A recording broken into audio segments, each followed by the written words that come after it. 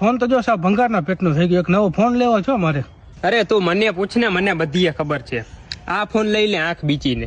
હા ભાઈ, હમણાં થોડાક સમયથી છે ને ગાડી ધુવાડે બહુ ખાધો છો. મને બધી ખબર છે, હમણાં કરી દઉં 5 મિનિટમાં. જોર કર ચાલુ.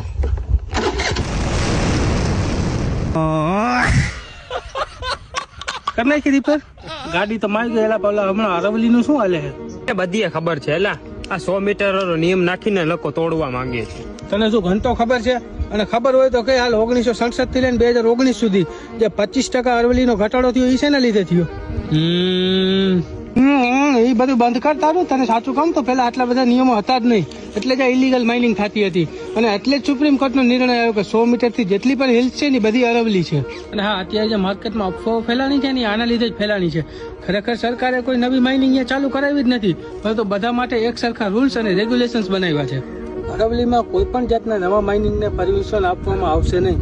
અને હકીકત તો એ છે કે જો કોઈ માઇનિંગ ચાલુ હોય છે ને જૂની, તો એને બંધ કરાવવામાં આવશે. અરે વાહ યાર, આની તો મને ખબર જ નહોતી. હજી સાંભળ મારી વાત સાંભળ. આજે ઇલીગલ માઇનિંગ કરતા હતા ને એ બધા અલગ અલગ રાજ્યોમાં અલગ અલગ ડેફિનેશન હતી, અને આ લોકો આનો જ ફાયદો ઉપાડતા. પણ હવે એ બધા માટે એક સરખી છે, અને સરકારે પાછી ગ્રીન વોલ પ્રોજેક્ટની પણ ખાતરી આપી છે. તો પણ ભાઈ ઓલો 100 મીટર નિયમ તો છે જ ને હજી.